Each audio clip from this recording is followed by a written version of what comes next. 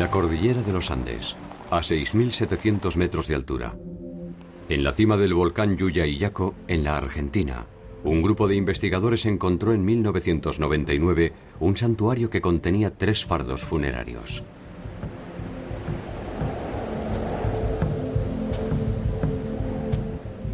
Corresponden a 3 niños de escasa edad que fueron sacrificados hace más de 500 años. Las bajas temperaturas de la alta montaña conservaron los cuerpos con su musculatura intacta. Sus ropas estaban en buen estado. No poseían traumatismos ni daños corporales. Se encontraban recostados con sus piernas cruzadas y podría decirse que simplemente se habían quedado dormidos.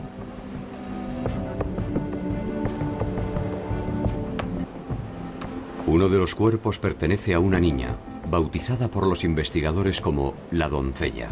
Tenía solo 15 años.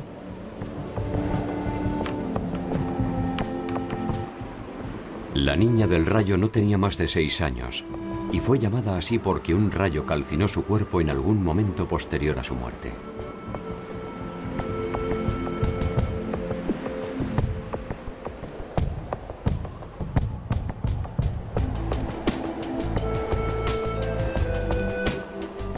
El tercer cuerpo, el niño, tenía solo 7 años.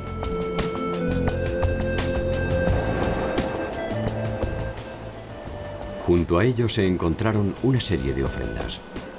Finas piezas de cerámica, exquisitos tejidos y algunos collares, entre los que destacan unos de color rosado realizados con muyú, un bivalvo originario de las costas del Ecuador y que fue conocido como el oro rojo de los incas.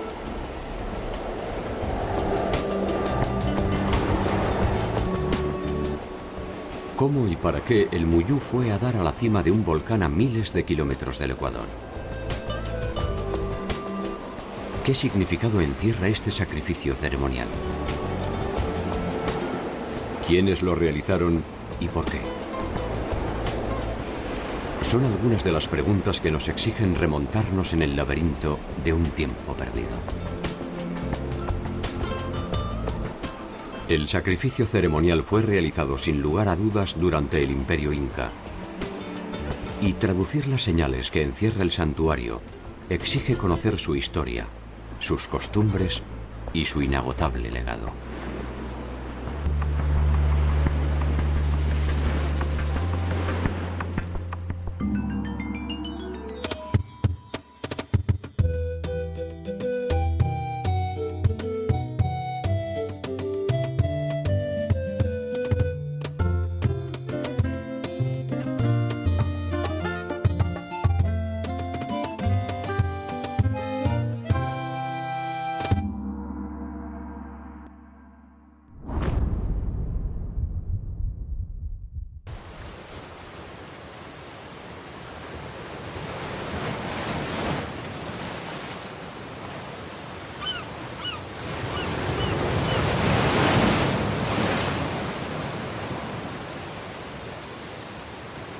El muyú, oro rojo u oro de los Incas, Perú y el Ecuador, y responde al nombre científico de Spondylus. Tenía para los incas un significativo contenido ornamental, pero también religioso.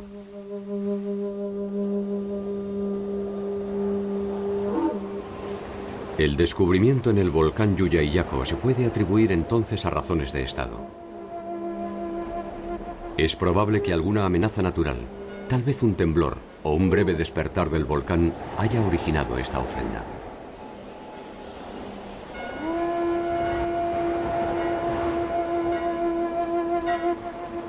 Los incas solo practicaban sacrificios humanos en situaciones excepcionales y en virtud de un principio básico para el funcionamiento de su mundo. Si algo se le pedía a los dioses, estos debían recibir algo a cambio. La cultura inca es una original y aparte. Naturalmente, inca es un término que se usa para los últimos 100 años de la cultura prehispánica. Pero ese término significa miles de años de cultura anterior a los incas.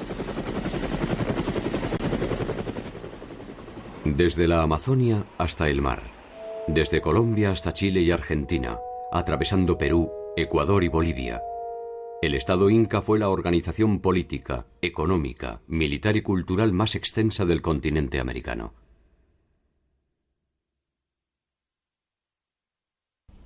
Si hubiera sobrevivido hasta nuestros días, las actuales ciudades de Quito, Guayaquil, Trujillo, Lima, Cuzco, Arequipa, La Paz, Potosí, Salta, Tucumán, Viña del Mar y Santiago de Chile, entre otras, estarían dentro de su territorio.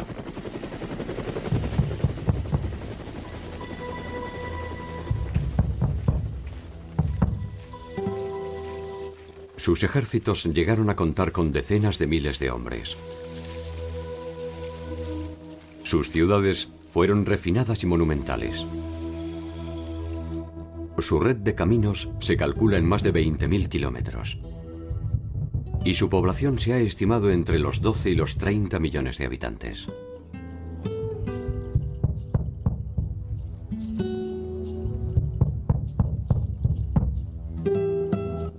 El nombre con el que los incas identificaban a su territorio era el de Tahuantinsuyo, y estaba dividido en 4 grandes suyus, o regiones. Chincheysuyo, hacia el norte, el Contisuyo, al oeste, Antisuyo, al este, y el Collasuyo, al sur. La referencia a partir de la cual se realizaba esta división era su capital, Cuzco.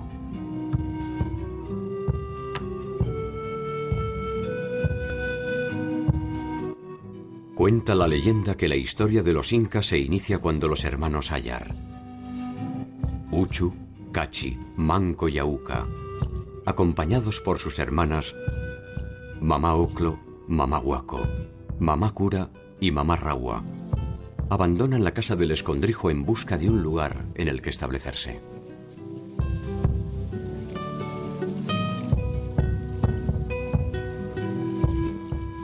No hay acuerdo a propósito de si se trató de Ayar Manco o de Mamá Huaco, pero uno de los dos fue el que logró enterrar una vara de oro en el lugar en el que se fundaría Cuzco.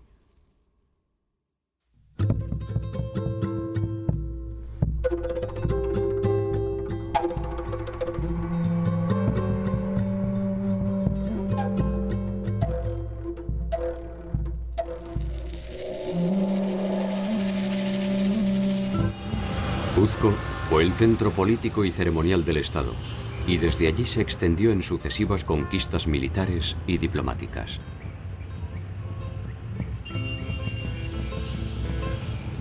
Sin embargo, su imperio fue uno de los más efímeros y solo se desarrolló con plenitud durante poco menos de 100 años.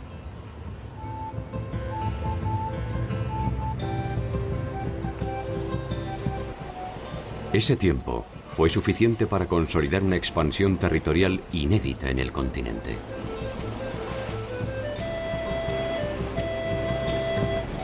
A lo largo y a lo ancho de su territorio construyeron obras de infraestructura militar, ceremonial y productiva.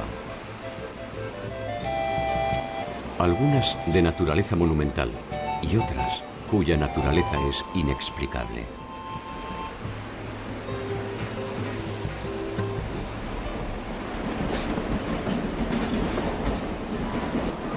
Como si esto fuera poco, se les debe a ellos el descaro de construir una ciudad en la cima del cielo, que permaneció invisible a los ojos del mundo por más de 3 siglos y medio.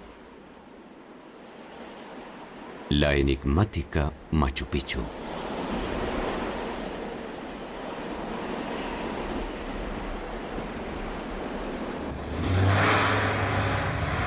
Hacia el año 1200, Cuzco había dejado atrás su condición de población rural y bajo el liderazgo de Manco Inca, iniciaba sus primeras conquistas en las regiones aledañas.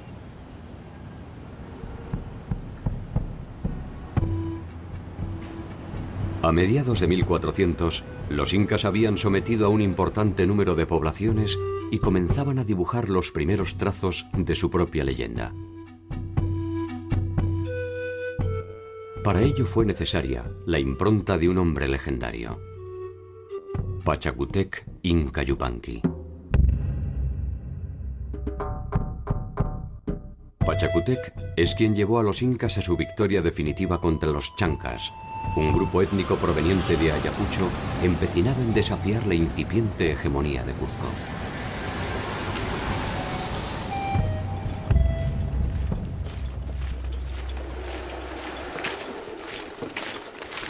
El enfrentamiento entre ambos grupos era histórico e irreversible.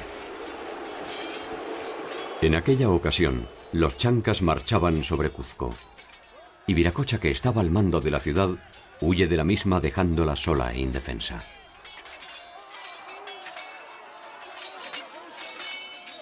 Pachacútec, por entonces apenas un joven príncipe, asume la defensa de Cuzco, y aún en inferioridad de condiciones, vence a los chancas mediante ingeniosas estratagemas e indudable valor. Se formó una leyenda de que él puso unas piedras con cascos y armas para que creyeran los enemigos que eran gente apostada, lista para conquistarlos. Entonces, esto los desmoralizó a los enemigos que les hicieron. Bueno, en todo caso, ganaron los incas y los persiguieron bien adentro de sus tierras. Y eso marca el desarrollo y el inicio del Estado inca.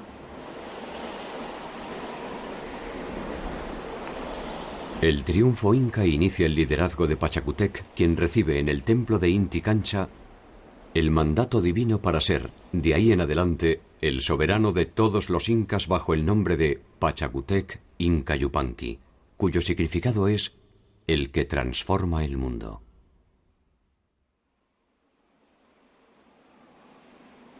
Con él nace el imperio histórico y la dinastía de los hijos del sol.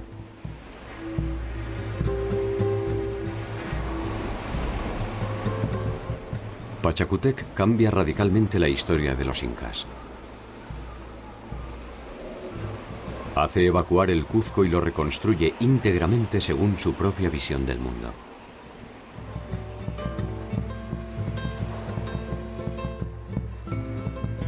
Profundiza en la expansión militar y aumenta el poderío económico.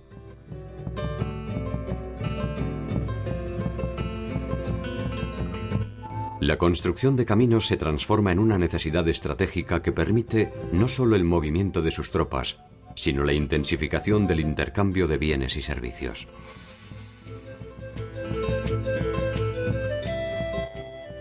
Reglamenta el trabajo obligatorio y generaliza el idioma quechua.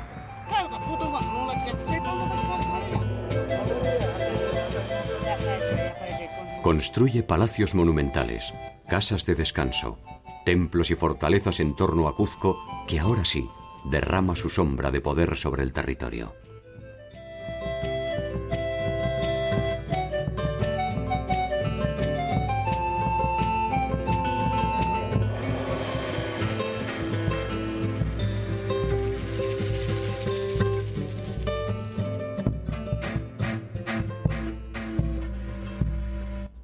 Pachacútec no solo construye las bases materiales de una nueva era para los incas, también establece la condición dinástica de los soberanos que son designados directamente por Inti, el dios sol, quien pasa a ser la deidad primordial.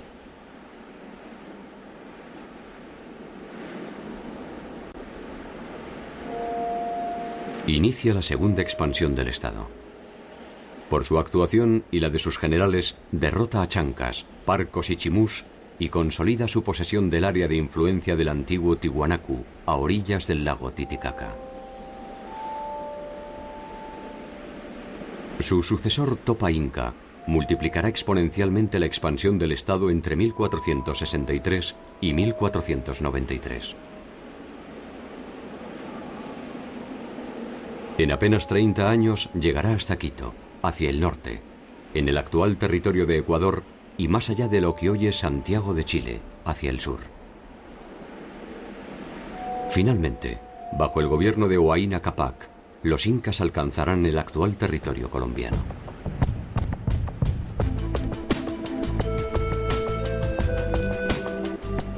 Esta monumental expansión es el fruto de la combinación de un extraordinario poder militar con la decisión política de armonizar un territorio bajo reglas que encuentran su sentido en la milenaria cultura andina.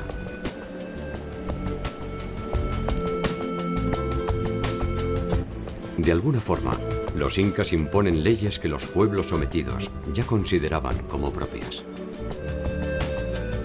En Andes hubo varios señoríos y por eso no era necesario conquistar estas nuevas áreas pueblo por pueblo. Era suficiente ir a capital de estos señoríos y convencer señor rey anterior que si se hacen un acuerdo con el Inca, él puede mantener su posición privilegiada, y si se aceptaba esta oferta de los incas, él recibía muchos dones. Respaldado por su ejército, el Inca realizaba una serie de obsequios al futuro miembro del Estado, ofreciendo a cambio su protección y sus conocimientos.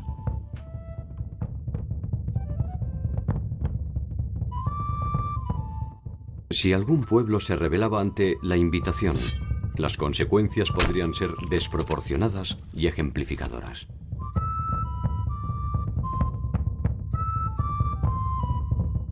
Se dice que durante la campaña a Tumbes, los huancahuilcas que habían traicionado a Topa Inca fueron sometidos por Huayna Cápac, quien como represalia ejecutó a una 10ª parte de la población.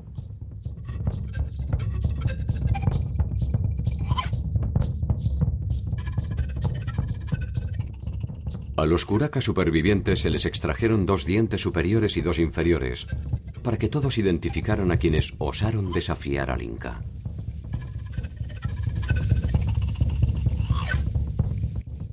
Este castigo era de naturaleza hereditaria y alcanzaba a todos los descendientes por siempre jamás.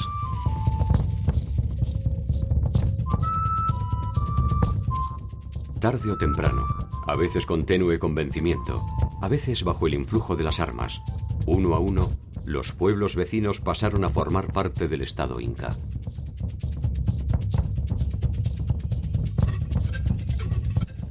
Pese a la característica compulsiva de los acuerdos, estos se basaban en uno de los principios básicos del funcionamiento de las relaciones andinas: el principio de reciprocidad.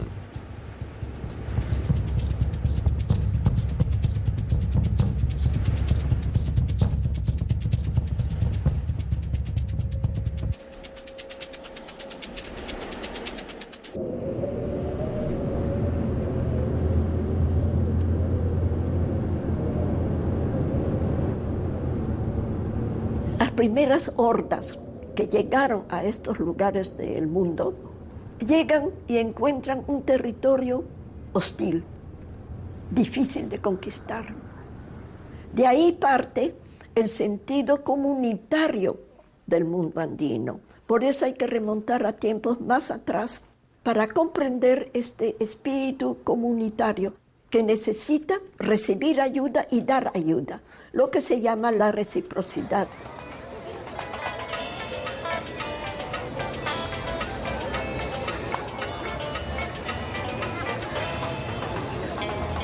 La reciprocidad viene de ahí.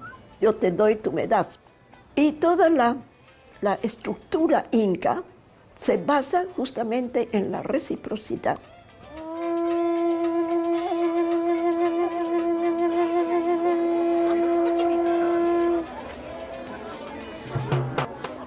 El principio de reciprocidad regía todas las relaciones del mundo andino. Las del Estado con sus habitantes, las de sus habitantes entre sí, e incluso las sobrenaturales, es decir, la comunicación con los dioses. Esta última daba origen a una reciprocidad distinta, la reciprocidad asimétrica. Las ofrendas realizadas a los dioses podían no tener contraprestación por parte de estos. América no conocía moneda, entonces tenía que tener otra cosa para sustituir la moneda. Acá no había venta ni compra, había la reciprocidad y la unidad de valores. Por tantos granos que yo te doy, tú me das tantos recipientes de chicha. Y no había la idea de lucro, sino de intercambio.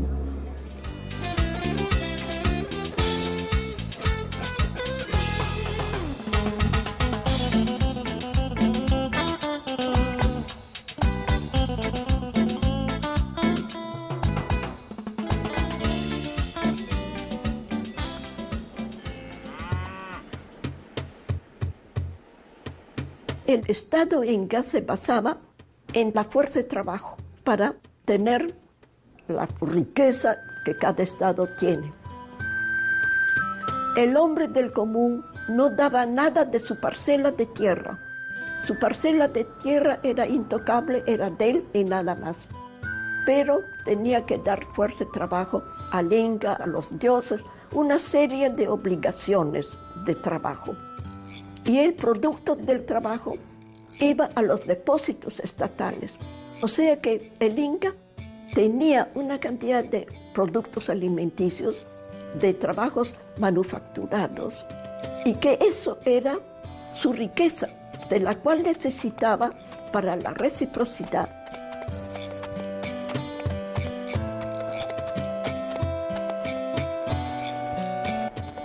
Así como en la naturaleza, la noche sigue al día y la cosecha a la siembra, el hombre se integraba a la sociedad mediante el aporte de su trabajo durante un ciclo que podía ser variable de acuerdo a la actividad a desarrollar.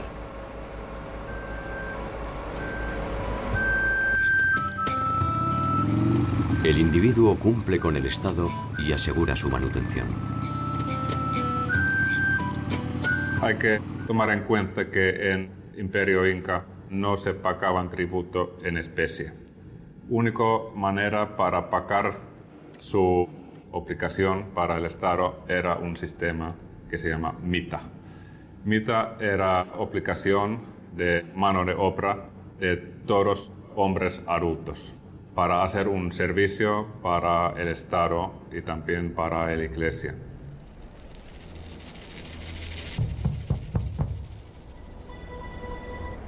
La mita podía prestarse no solo en la producción de bienes, sino también en la construcción de palacios, trabajando en las minas o en el mantenimiento y expansión de la red de caminos.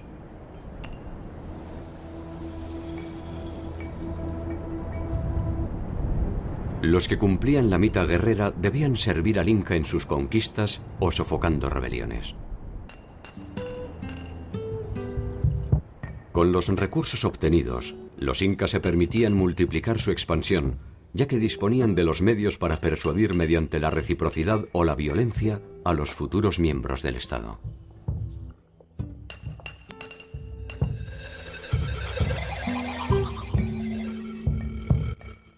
El trabajo era un valor fundamental de la sociedad incaica, y como tal, la holgazanería era castigada severamente. Existían, sin embargo, periodos establecidos para el descanso y el esparcimiento. Otros tribus pagaban este tributo bailando para Inca. Sabemos que, por ejemplo, en Callabaya, una parte de población tenía que especializarse en baile y canto.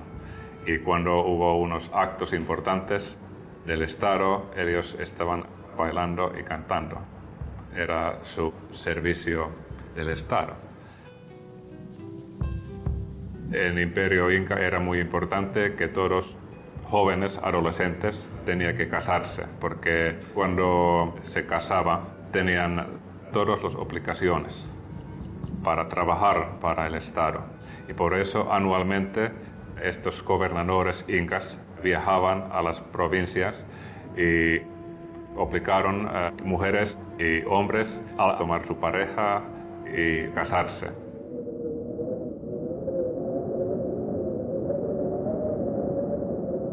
Las familias estaban organizadas en torno a un ayllu.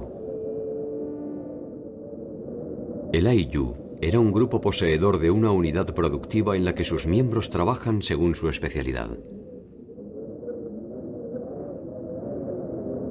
Podían ser artesanos, tejedores o agricultores. La reunión de varios ayllus era el origen de una comunidad que poseía sus propios jefes o curacas, encargados de la organización y administración de sus integrantes. El producto de este servicio al Inca se depositaba en los tambos.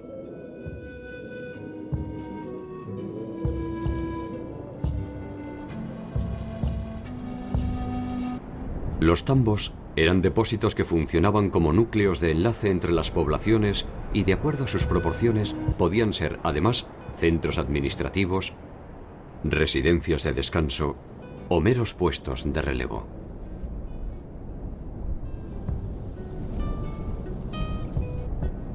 Estos puestos se ubicaban cada 2 o 3.000 metros. Poseían al menos 2 mensajeros que, mediante un sistema de postas, podían transportar información o pequeños bultos atravesando el vasto territorio en algo más de 20 días.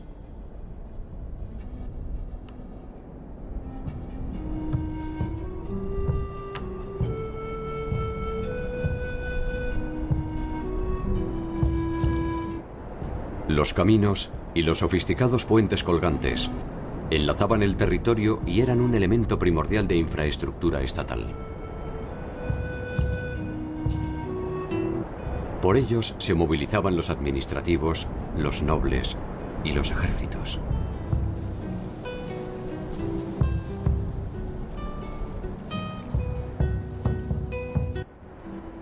Una suerte de inteligencia estatal estaba conformada por los tucuiricus, los que todo lo ven, que velaban por el orden y el cumplimiento de la voluntad del Inca.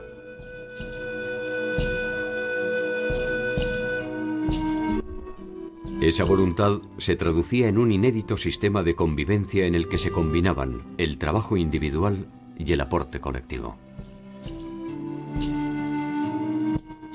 Cada victoria obtenida era el germen de una nueva conquista. Se aumentaban las tierras de cultivo, eligiendo las más productivas de los pueblos sometidos. Se acrecentaba así el poder del Inca en la misma medida en que se debilitaba el señorío conquistado. El Estado Inca era muy jerárquico, así que para los incas, clases sociales y distancia entre las clases sociales era una cosa básica.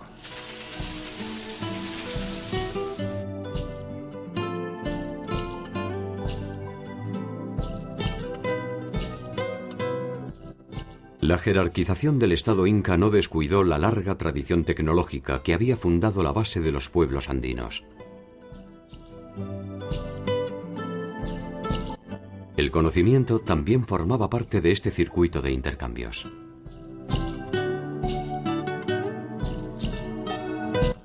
En la localidad de Moray existe aún un centro para la experimentación tecnológica agraria que reconstruye una serie de ecosistemas donde realizar pruebas para diversificar los cultivos.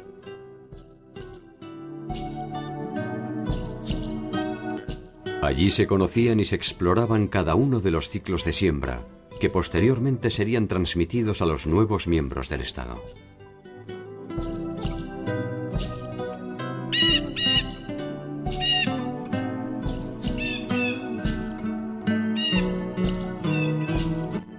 La ciudadela de Pisac fue la primera construcción realizada por el gran Pachacútec.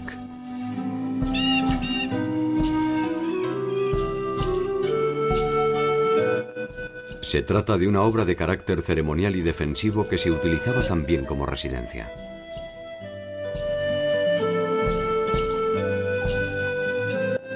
Estas construcciones monumentales y exquisitas aumentaban el prestigio de los incas y le daban a Cuzco una imagen de invulnerabilidad que permitía aplacar cualquier intento de rebelión en los pueblos sometidos.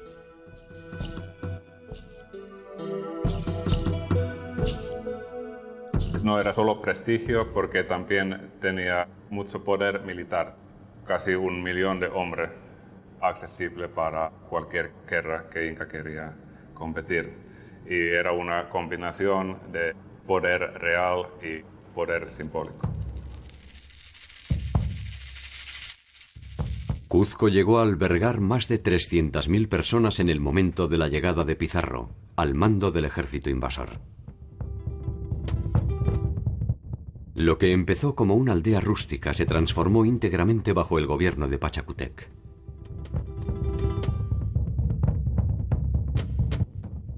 Entre sus habitantes predilectos se encontraban los soberanos incas que lo habían precedido, quienes, momificados, conservaban sus honores, sus vasallos, sirvientes y privilegios. En las fiestas ceremoniales o cívicas, sus cuerpos eran llevados a la plaza central. Participaban así de los rituales y festejos en su calidad de soberanos.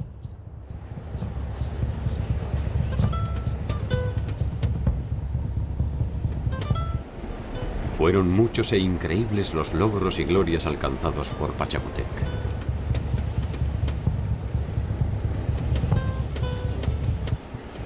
Tal vez el Inca jamás imaginó que lo que perduraría con mayor influjo sobre la posteridad sería la inexpugnable Machu Picchu.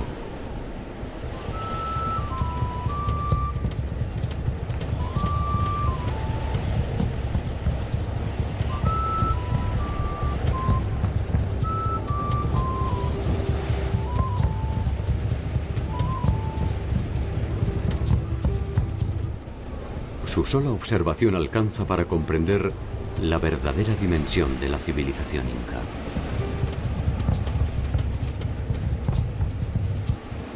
Construida en el siglo XV, permaneció oculta a los ojos de los extranjeros hasta ya entrado el siglo XX.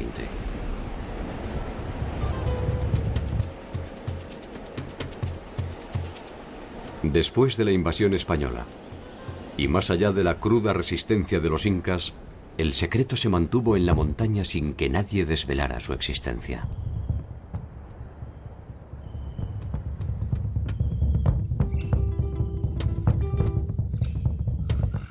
¿Se trató quizás de un pacto de silencio? ¿O fueron silenciados todos aquellos que conocían su ubicación?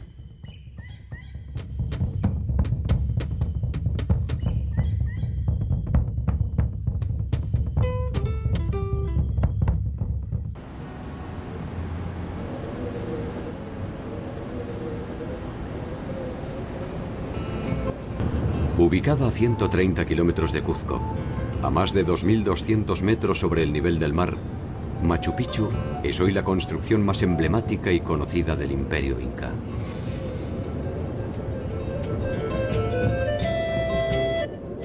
El azaroso camino que lleva hasta ella se confunde en los escarpados secretos del cielo y la montaña.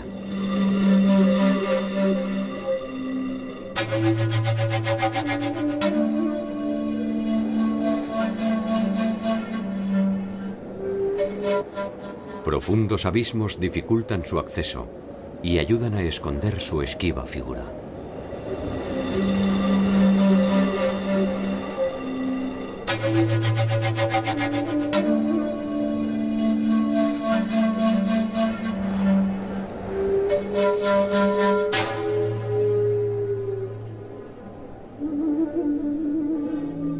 La implacable belleza de la ciudad y el ámbito en torno a sus construcciones nos permiten suponer que sus fines ceremoniales y defensivos se complementaban con un espacio para el descanso y el recogimiento.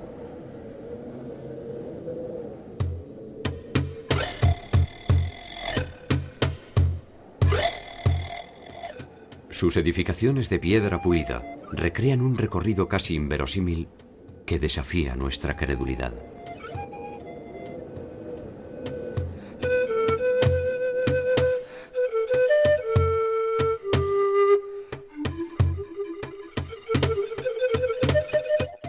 Se supone que estaba dividida en 3 áreas. El llamado barrio popular, el área de los sacerdotes y la nobleza, y el sector ceremonial o sagrado destinado a la adoración de Inti, el dios sol. Tres construcciones sobresalen en el área ceremonial. El Intihuatana, o lugar donde se amarra el sol.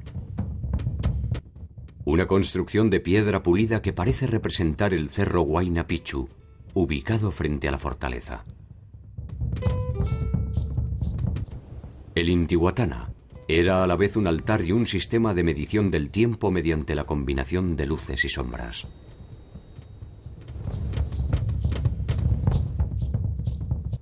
El Templo del Sol. Es una construcción que solo estaba reservada a los sacerdotes y al mismo Sapa Inca. Por último, el Templo de las Tres Ventanas. Es probablemente una estilizada representación del Tamputoco, el lugar desde el que los hermanos Ayar iniciaron el periplo que terminaría con la fundación de Cuzco.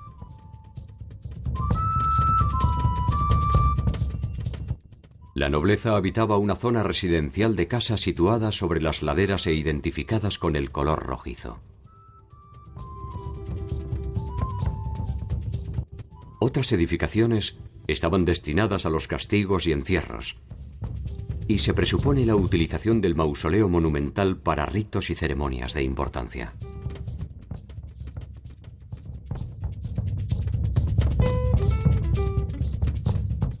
Separada de la zona residencial, la gente común desarrollaba las tareas productivas necesarias para el funcionamiento de la ciudad.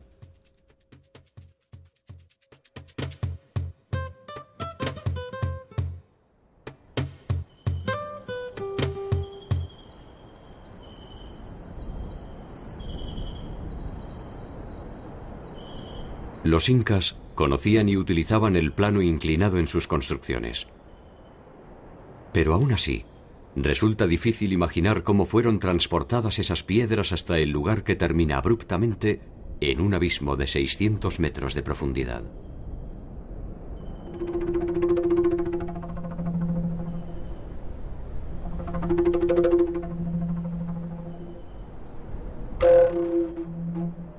Son 140 construcciones y más de 100 escalinatas de piedra.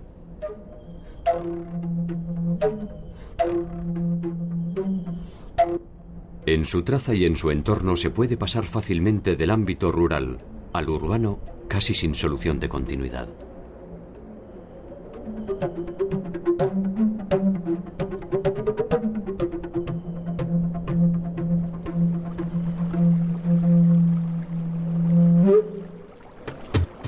La ciudadela posee un sofisticado sistema de suministro de agua tallado sobre la roca que alimenta las fuentes interconectadas por canales y desagües.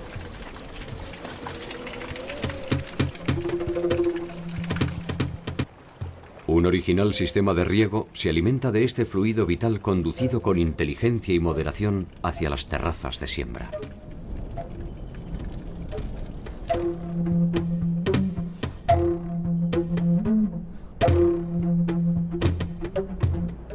Desde el Huayna Picchu, el cerro que la tutela, puede observarse el conjunto arquitectónico en su totalidad.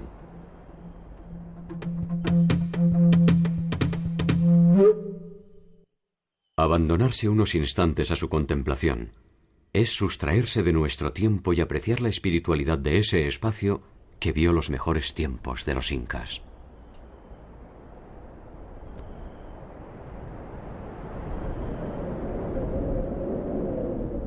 Una incómoda sensación de mundo perdido que parece emanar de sus rocas gastadas se dispersa con la misma impronta silenciosa con la que se ocultó Machu Picchu.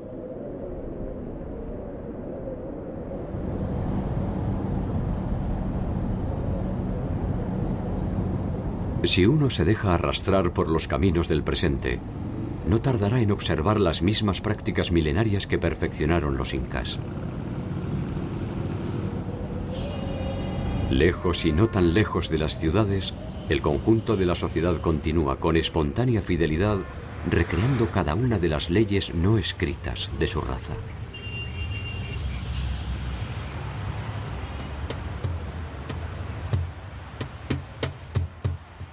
Cuzco era la sede del gobierno, y Machu Picchu parece haber sido un refugio secreto. Los tambos, las fortalezas, y las ciudadelas formaban parte del circuito que el Inca realizaba en su territorio.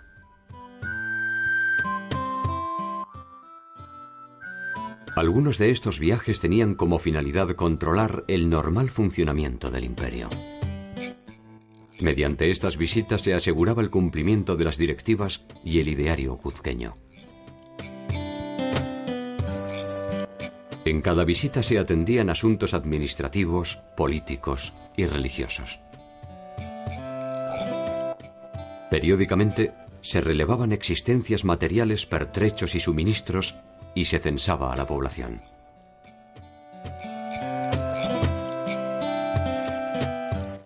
Mediante los quipus se almacenaba esta información que permitía conocer con exactitud la cantidad de bienes y habitantes del imperio.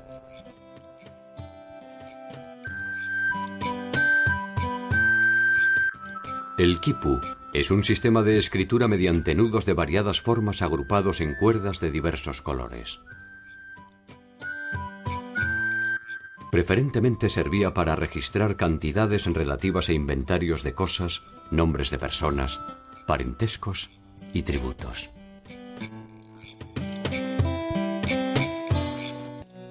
El quipu consta de una cuerda principal, sin nudos, de la cual penden otras generalmente anudadas de diversos colores, formas y tamaños, llamadas cuerdas colgantes.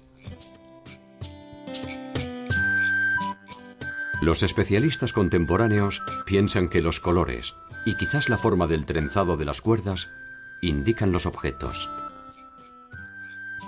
mientras que los nudos harían referencia a las cantidades, incluyendo al número 0.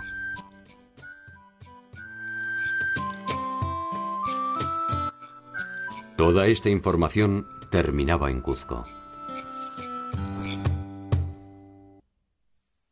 El poderío de la ciudad alimentó también la existencia de la codicia, que sembró rápidamente la intriga entre los distintos miembros de la nobleza.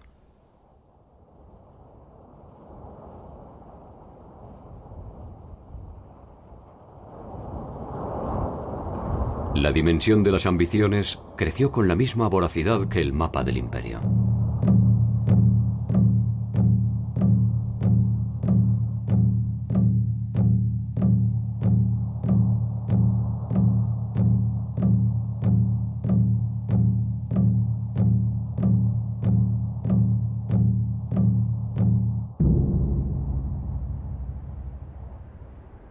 Pocos se animaban a desafiar al poderío inca.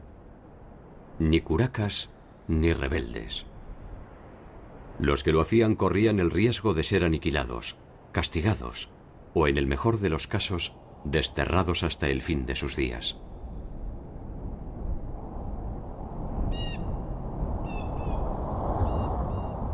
El poder que ostentaban los incas devenía directamente de sus dioses.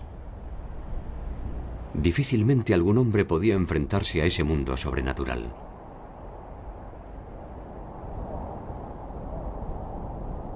Aquellos dioses que pertenecían a sus enemigos habían sido silenciados bajo el influjo de su conquista.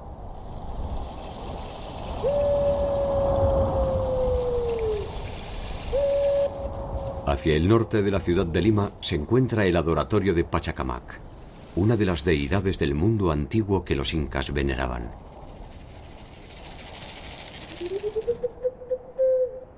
Algunos incas lo incluyeron como estancia durante sus viajes administrativos y de conquista, y construyeron en él algunas edificaciones para sus fines particulares. Entre ellas se encuentra una de las casas de las escogidas, o vírgenes del sol. La visión medieval europea ofreció una mirada entre prostibularia y supersticiosa a propósito de las casas de las escogidas.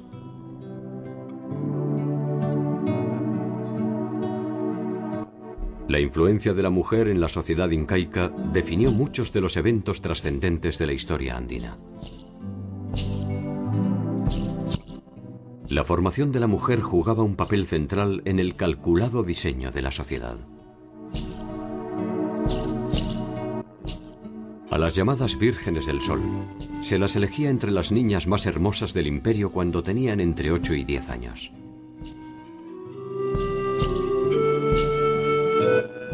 Durante su estancia, se instruían en las técnicas del tejido, en la formación musical y en la elaboración de chicha, una bebida de base fermentada que se utilizaba en las celebraciones incas.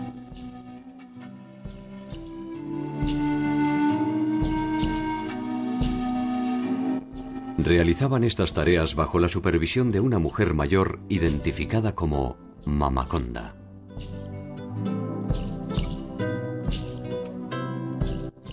Permanecían en el lugar hasta los 14 años, cuando podían ser entregadas en matrimonio.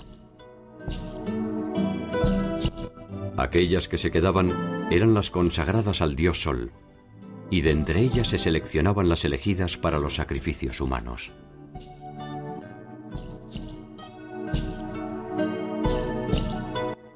Una de ellas, portando un collar de muyú que fuera traído de las remotas costas del Ecuador al norte del imperio, abandonó un día una de estas casas para marchar en cortejo hacia el lejano sur, donde el volcán Yuyayaco había expresado en su idioma el enfado de los dioses.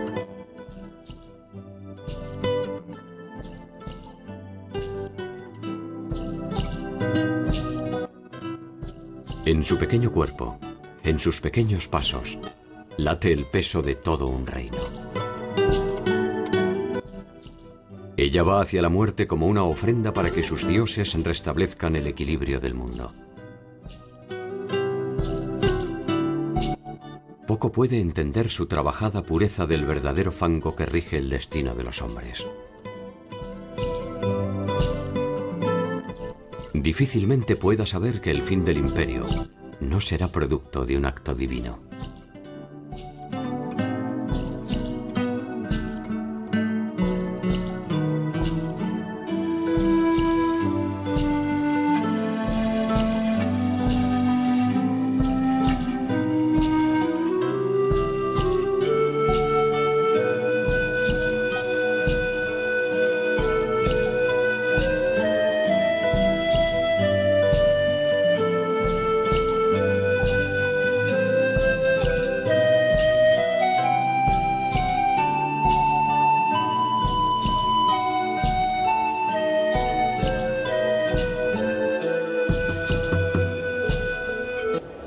Una sucesión de hechos inesperados cambiaría el equilibrio del Estado inca.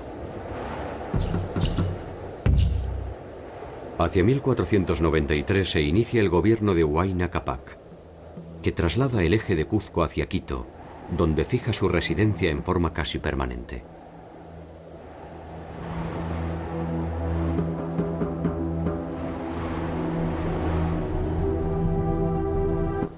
La importancia de Cuzco se va debilitando y las posibilidades de expansión del Estado inca se consolidan hacia el norte en detrimento de las áridas y empobrecidas tierras del sur.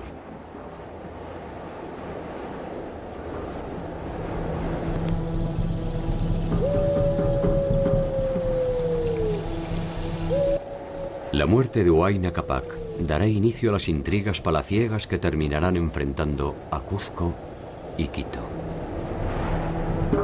Las sucesiones incas son muy tumultuosas, con muchos asesinatos, intrigas, porque no había lo que hay en Europa, la primogenitura.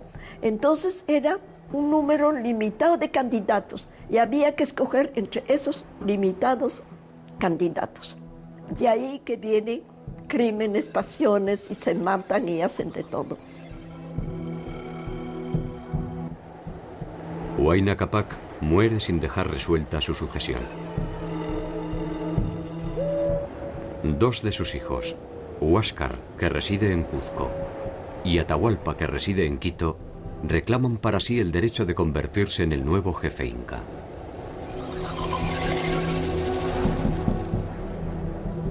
Por un tiempo, ambos comparten tensamente el control del Tahuantinsuyo.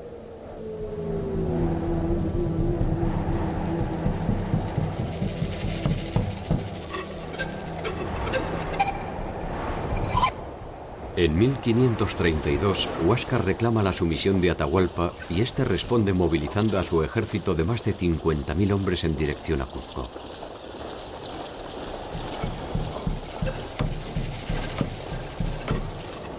Fue el principio del fin del imperio más extenso de América.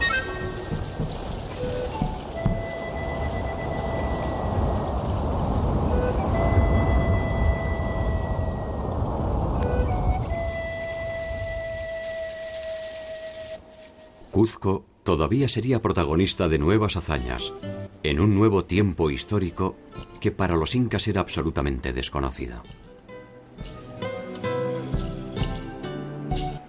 Las señales de esta deslumbrante cultura están vivas en los nombres de sus célebres protagonistas.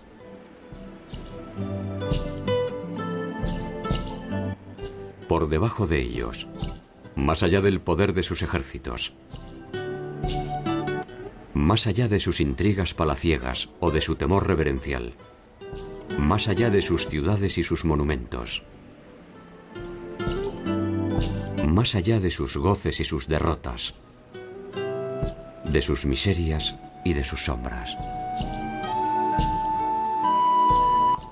Anónimamente, por encima y por debajo de las marcas doradas de la historia, el hombre andino espera, encerrado en sus propias tradiciones, un nuevo tiempo en el que sus dioses no repetirán el oprobio de abandonarlos definitivamente.